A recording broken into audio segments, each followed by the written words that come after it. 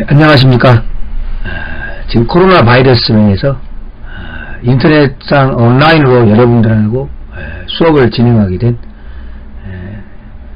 미술교과 담당교사 신승창입니다. 집에서 코로나 바이러스 때문에 계속 집에만 있다 보면 여러분들이 아마 많이 힘들 거예요. 저도 선생님도 여러분들을 보고 싶습니다. 보는 날까지 건강하고 그 다음에 집에 있으면서 밀린 학습 열심히 하시고 자기 또 하고 싶은 일 잘할 수 있기 바랍니다. 자, 지금부터 미술창작 교과서 4페이지 보시면 여러분들이 배워야 될 창작의 시작, 주제와 발상이라는 주제를 가지고 이 시간에 수업을 진행하겠습니다.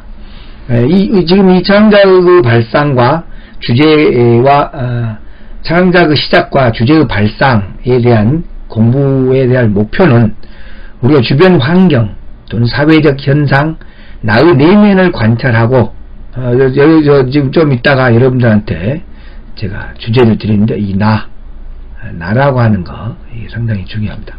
나의 내면을 관찰하고 특징을 파악하여 표현 주제로 발전시킬 수 있다.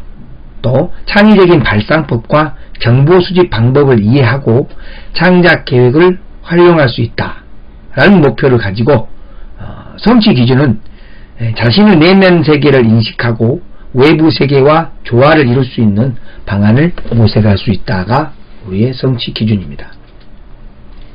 먼저 여러분들이 알아야 될 사항은 주제입니다. 주제는 작품을 통해 작가가 전하고 싶은 이야기의 핵심입니다. 예술가들은 주제를 표현하기 위해 직접적인 설명에서부터 문화적 배경을 담은 상징까지 다양한 방법을 사용합니다. 열린 해석을 지향하는 현대 미술에서는 작가의 의도뿐만 아니라 감상자의 해석에 따라 주제가 더욱 다양해질 수가 있습니다. 자연의 한 부분이면서 문화를 형성하는 인간 삶의 다채로운 만큼 주제 또한 무한합니다. 인간은 삶에 대해 소통하는 그런 것은 무엇이냐?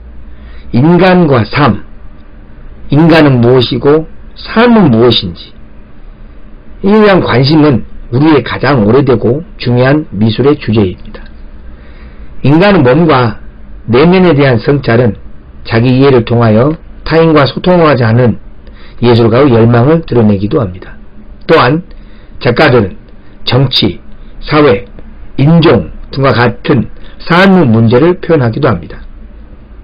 또한 신화, 종교, 전설을 이야기하기도 하죠. 우리 중세 시대 이전에는 주로 신화의 내용을 가지고 종교 신화의 내용을 가지고 그림을 거의 대부분 종교화를 그렸습니다. 20세기 이후에 르네상스 시대 이후에 많은 변화가 있었죠. 그래서 예술가들은 신이라는 상상 속에 존재를 형성화하고 보이지 않는 존재를 시각적으로 표현하며 그를 알지 못하는 사람들에게 신화와 종교적 가르침을 전달하기도 했습니다. 자연으로부터 또한 얻을 수 있죠. 우리가 예술가들은 자연의 표현 주제를 자연으로 잡고 바람 또는 그 아지랭이, 그 다음에 구름, 빛, 그 다음에 파도 이런 것들을 주제로 해서 역동적인 것들 막 찾기도 하고 문화적에 대비되는 원초성을 상징하기도 합니다. 예로부터 예술가들은 자연을 담는 풍경화를 즐겨 그렸으며 자연과 문화에 대한 인간의 다양한 시각을 반영하기도 했습니다. 꿈과 상상의 세계를 담는 것, 일명 초현실주의라고 하죠. 여러분들 꿈속을 날아다닌다든가 예술가들이 이성적으로 설명할 수 없는 불가능한 세계, 꿈, 환상, 공상 등을 이미지를 표현하기도 합니다. 잠재된 무의식 세계를 탐구하며 상상을 표현하면서 발전하기도 했죠. 주제를 설정을 해야 됩니다. 여러분들이 내가 무엇을 그릴 것인가, 어떻게 그릴 것인가, 어떤 것을 표현하고 싶은 것인가, 또 그리고 난 후에 어떻게 내가 이 그림에서 뭔가 배움을 느끼고 한 번 더 레벨을 업그레이드 시킬 수 있을까라는 그 단계를 말하는데요. 발상이라고 하는 건 문제 해결에 필요한 다양한 사고를 말합니다. 주제 탐색한 단계이죠. 설계는 주제를 정교화하는 단계입니다. 탐색한 주제를 분석하여 정교화하며 시각화하기 위한 스케치를 하고 표현 방법과 재료, 용구 등을 결정하는 단계죠. 그 다음에 이제 표현을 해야 됩니다. 주제 적용 단계인데요. 정교화된 주제를 표현 활동을 적용하여 독창적이로 아이디어가 명확한 형태로 나타나도록 표현해야 됩니다. 다음 이제 성찰 단계죠. 종합, 금성은 맡았다 해서 끝나는 건 절대 아닙니다. 우리는 지금 배움의 단계예요. 배우는 것이 중요합니다. 그래서 이 종합 및 재검토 단계가 아주 중요해요. 주제가 작품에 잘 반영되었는지, 조형적 특성에 대한 감상과 분석, 자기평가와 동료평가 등을 통해 내가 성찰을 해야 됩니다. 이것이 검사 맡고 선생님한테 수행평가를 받았다고 해서 끝나는 게 아니고 내가 부족한 부분을 질문하여서 선생님 내가 사과를 표현했는데 어느 부분이 좀 이렇게 노력해 봤는데 이 부분이 표현이 안 됐는데 어떻게 하면 이게 표현이 이렇게 될 수 있을까요? 라고 질문을 구체적으로 해야 됩니다. 선생님 사과 어떻게 그래요? 라고 질문하면 그 학생이 어느 단계에서 멈춰 있는지를 모른다는 거예요.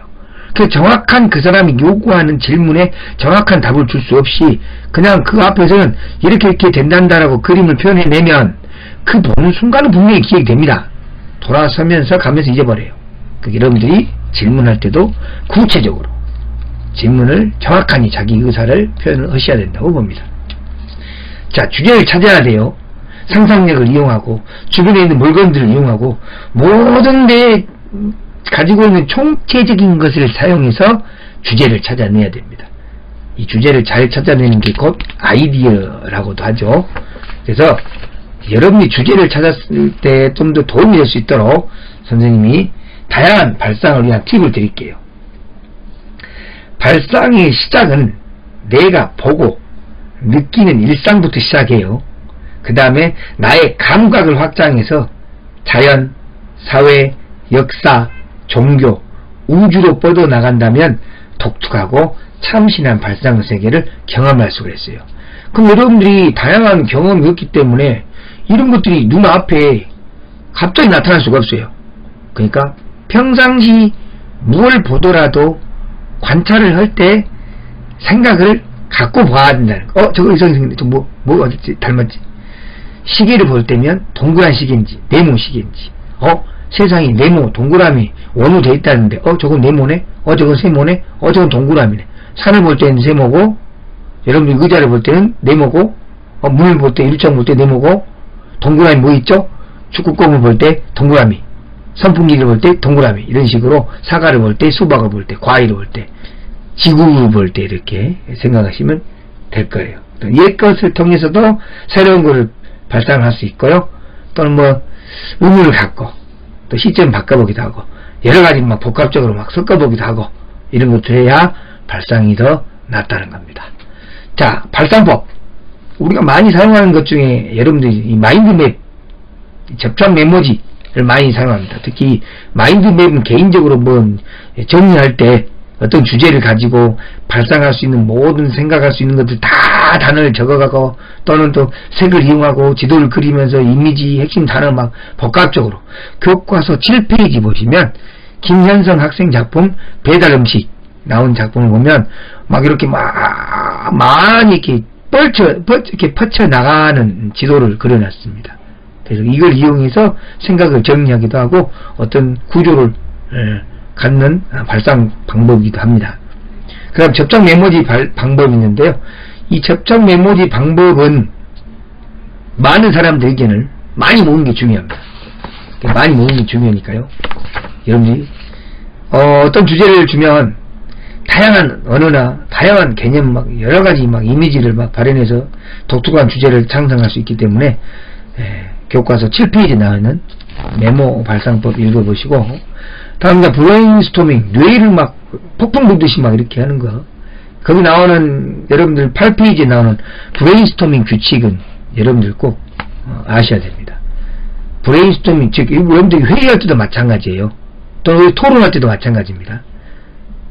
이런 토론할 때는 학급 회의할 때나 자치회의할 때나 학생회 회의할 때도 마찬가지로 집단과 함께 생각을 발전해 나가야 되는데 규칙을 안 지킵니다. 어떤 규칙이 있는가?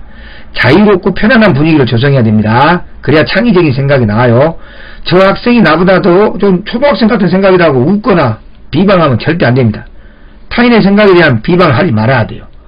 다음에 다른 사람이 의견을 제시했는데 좋지 않다고 비방해버리면 다음부터는 의견이 안 나옵니다. 여러분 그잖아요. 말하기 싫어진다는 거예요.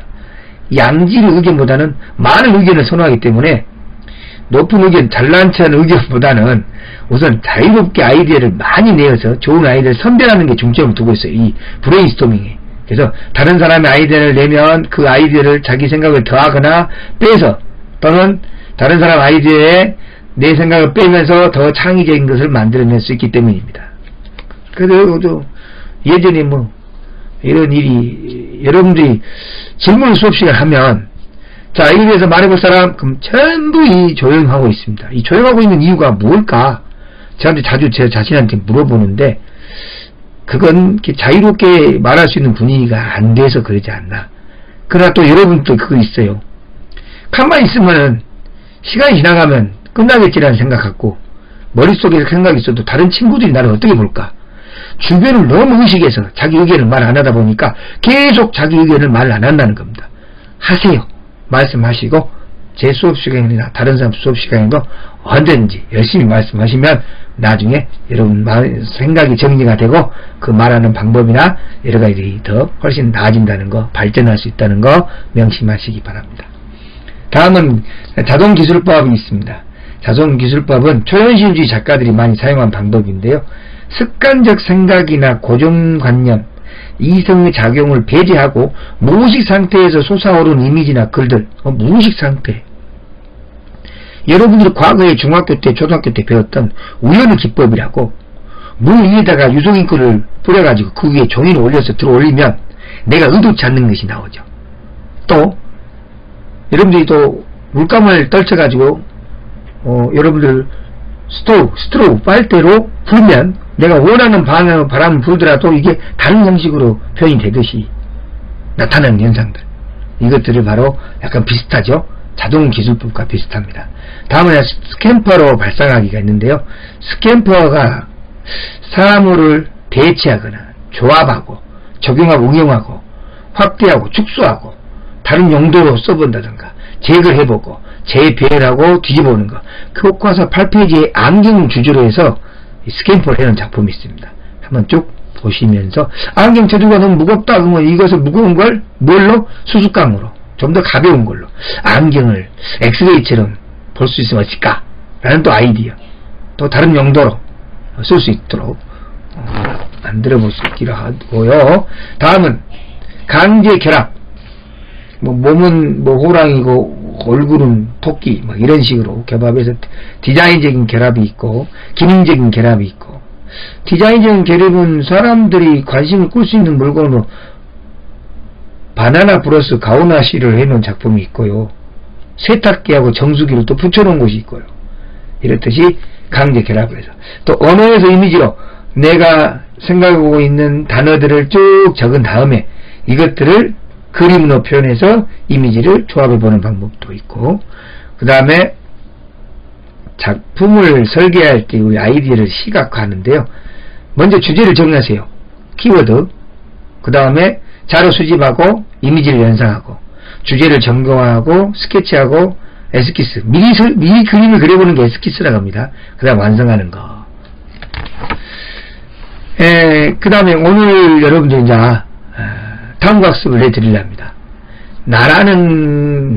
내가 누구인가? 나는 어떤 사람인가? 내가 다른 사람 볼 때 나는 어떤 걸, 어떻게 되어 있는가를 이용하여 표현해서 제출하기라는 다음과 학습을 제시하고자 합니다. 그럼 여러분, 코로나 잘 이겨내고, 많은 사람들한테 가지 않기를, 그리고 건강한 모습으로 교실에 다시 볼 수 있기를 부탁드리겠습니다. 감사합니다.